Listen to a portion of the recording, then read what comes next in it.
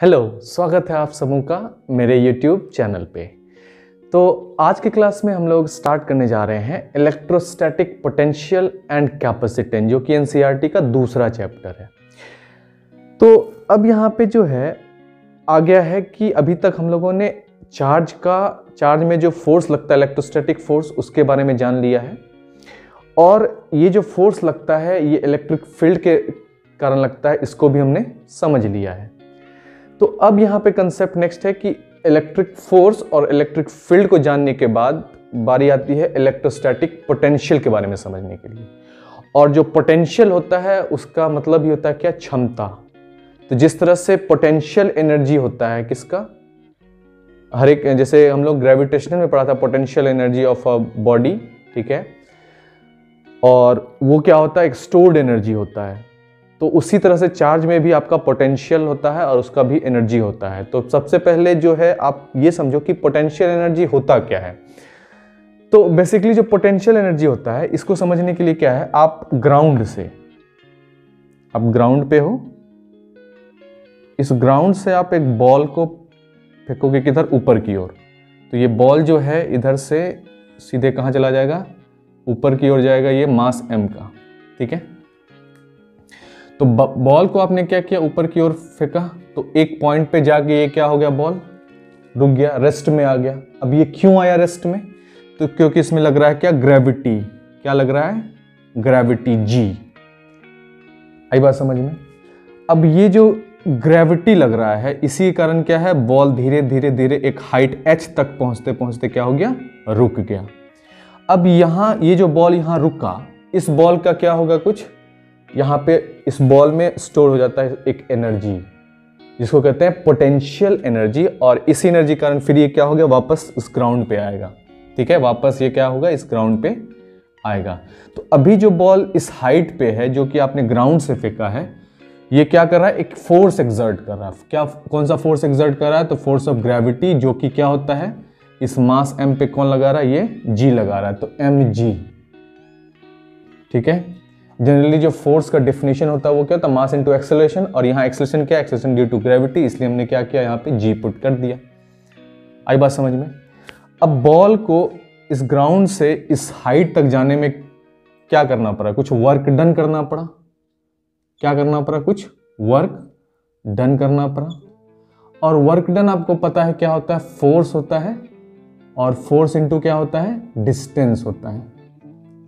तो इस बॉल को इस ग्राउंड से इस हाइट तक पहुंचने में क्या करना पड़ा? कुछ वर्क डन करना पड़ा, जिसमें क्या लगा? एक फोर्स लगा, जिसको हम लोग mg कहते हैं, और एक डिस्टेंस तक गया, जिसको हम लोगों ने h लिया है। तो इसलिए आपका जो वर्क डन हो गया ना, वो वर्क डन w, ये क्या हो जाएगा? तो फोर्स की जगह पे क्या पुट कर दोगे? ये mg, और जो आपका ये डिस्टेंस है, जो डिस्टेंस इसने ग्राउंड से यहां तक कवर किया, ये है h। तो इसलिए वर्क डन क्या हो गया आपका? mgh। और एग्जैक्टली इसी वर्क डन को हम लोग कहते क्या है? Potential energy. क्या कहते हैं? Potential energy, Pe। और यही क्या होता है? Potential energy of this ball of mass m, mgh, ठीक है। यहां तक तो समझ में आ गया होगा अभी तक। अब क्या है नेक्स्ट, कि ये तो आपको समझ में आ गया कि पोटेंशियल एनर्जी होता क्या है? वो वर्क डन होता है, ठीक है। तो जिस तरह से ग्राउंड से बॉल फेंकने पे एक फोर्स लग रहा था, ग्रेविटेशनल फोर्स, और जिसके कारण ये क्या हुआ? बॉल एक हाइट h पर जाके रुक गया, और इसमें स्टोर हो गया पोटेंशियल एनर्जी। और वो पोटेंशियल एनर्जी होता क्या है? mgh, जिसमें आपका m जो है वो मास है इस बॉल का, g जो है वो क्या है आपका? एक्सेलरेशन ड्यू टू ग्रेविटी है, और जो आपका हाइट है ना, ये हाइट आपका क्या है? जो डिस्टेंस कवर किया गया इस बॉल का इस ग्राउंड से। यहां तक क्लियर है हम लोग? अब नेक्स्ट क्या है कि सेम इसी तरह का पोटेंशियल एनर्जी चार्ज में होता है। जब इसी तरह का एक सरफेस होता है जो कि पॉजिटिवली या फिर निगेटिवली चार्ज होता है, तो हमने क्या किया? एक पॉजिटिवली चार्ज सरफेस ले लिया, प्लस प्लस प्लस प्लस, ये क्या है? लीनियर चार्ज डेंसिटी इस पे, मतलब चार्ज लीनियर तरह से इसमें लीनियर चार्ज डेंसिटी है, चार्ज लीनियरली डिस्ट्रीब्यूटेड है, चार्ज डिस्ट्रीब्यूटेड है इसमें लाइन में। और इस चार्ज का क्या है, इलेक्ट्रिक फील्ड होगा आपका, इलेक्ट्रिक फील्ड होगा आपका, इलेक्ट्रिक फील्ड होगा। तो इस चार्ज कारण इलेक्ट्रिक फील्ड बाहर की ओर क्यों है, क्योंकि पॉजिटिव चार्ज से इलेक्ट्रिक फील्ड क्या होता है, बाहर की ओर जाता है। तो इसलिए क्या है, इलेक्ट्रिक फील्ड आपका ये बाहर की ओर इस तरह से जाएगा। आई बात समझ में? तो ये जो आपका इलेक्ट्रिक फील्ड है वो क्या हो रहा है, एकदम बाहर की ओर आउटवर्ड डायरेक्शन में। क्यों है आउटवर्ड डायरेक्शन में, क्योंकि पॉजिटिव चार्ज से ये इलेक्ट्रिक फील्ड क्या है, निकल रहा है। और ये चार्ज एकदम से यूनिफॉर्म है, मतलब कि ये जो इलेक्ट्रिक फील्ड है, इलेक्ट्रिक फील्ड ये है आपका, सपोज दैट 5 न्यूटन पर कूलम का ये यूनिट होता है इलेक्ट्रिक फील्ड का, न्यूटन पर कूलम। और इस इलेक्ट्रिक फील्ड में, इस इलेक्ट्रिक फील्ड में आपको क्या करना है, इस इलेक्ट्रिक फील्ड के अगेंस्ट आपको क्या लाना है, सपोज दैट एक +2 कूलम का आपको चार्ज इसके अगेंस्ट नीचे यहां तक, सपोज दैट ये डिस्टेंस है 3 मीटर, ठीक है, यहां तक आपको लेके आना है। तो यहां पे क्या है कि इलेक्ट्रिक फील्ड के अगेंस्ट जो है कुछ आपको फोर्स लगाना होगा और फिर इसको आप डिस्टेंस 3 मीटर तक मूव कर पाओगे, है ना। तो इसलिए यहां भी क्या करना पड़ेगा, आपको वर्क डन करना पड़ेगा। और यहां पे जो फोर्स लग रहा है इस चार्ज के कारण, वो कौन सा फोर्स है, तो वो आपका है इलेक्ट्रोस्टैटिक फोर्स। और इस इलेक्ट्रोस्टैटिक फोर्स का वैल्यू क्या होता है, तो ये होता है आपका F = Q × E, है कि नहीं, जो आप पढ़ चुके हो चैप्टर 1 में। अब इस इलेक्ट्रोस्टैटिक फोर्स के कारण, इस इलेक्ट्रिक फील्ड के कारण, जो इस अगेंस्ट में जो ये +2 कूलम का चार्ज आपने लाया इस 3 मीटर डिस्टेंस तक, इसके लिए क्या करना पड़ेगा, वर्क डन करना पड़ेगा। वर्क डन करने के लिए क्या करना है, एक फोर्स लगाना, वो फोर्स क्या है, डिस्टेंस मूव करेगा। तो इसलिए जो ये चार्ज का वैल्यू है वो कितना है आपका, 2 कूलम है। और इलेक्ट्रिक फील्ड का वैल्यू कितना है आपका, 5, ये चार्ज है 2 कूलम का और इलेक्ट्रिक फील्ड क्या है, 5 न्यूटन पर कूलम है। तो ये कूलम कूलम कैंसिल हो गया, 5 × 2 कितना हो गया, ये 10 न्यूटन का इसमें फोर्स लगाना पड़ेगा, तब जाके एक वर्क डन होगा W, जिसके कारण जो है ये फोर्स, इस 10 न्यूटन के फोर्स से आपका जो है ये चार्ज 3 मीटर डिस्टेंस मूव करेगा। मतलब D अगर लेते हैं डिस्टेंस, तो क्या होगा, वर्क डन होगा। तो वर्क डन एग्जैक्टली कितना होगा, तो ये 10 न्यूटन ये हो गया आपका, ठीक है। और इनटू जो डिस्टेंस मूव किया ये कितना, तो ये क्या, 3 मीटर। तो इसलिए आपका वर्क डन जो हो गया वो कितना हो गया, तो वो हो गया आपका 10 न्यूटन मीटर। और एग्जैक्टली इसी को कहते हैं जूल। तो ये हो गया 10 जूल एनर्जी का वर्क डन। तो यहां तक क्लियर है हम लोग।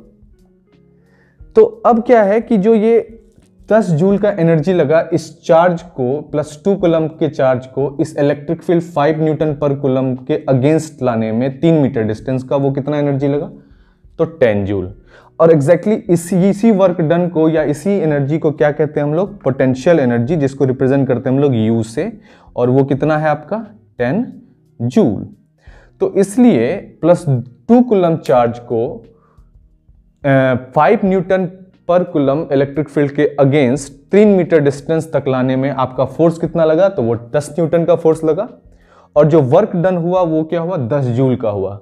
और यही वर्क डन के कारण ये चार्ज को क्या मिला, काइनेटिक एनर्जी मिला। तो इसको क्या कर सकते हो आप, तो इसमें जो एनर्जी मिला, इसको 10 जूल का काइनेटिक एनर्जी मिला, ठीक है। और एग्जैक्टली यही काइनेटिक एनर्जी इक्वल होता है क्या, पोटेंशियल एनर्जी। तो पोटेंशियल एनर्जी क्या होता है, वो एक एनर्जी होता है जो स्टोर्ड एनर्जी होता है। और इसी कंसेप्ट से हम लोग क्या है कि पोटेंशियल एनर्जी को समझेंगे।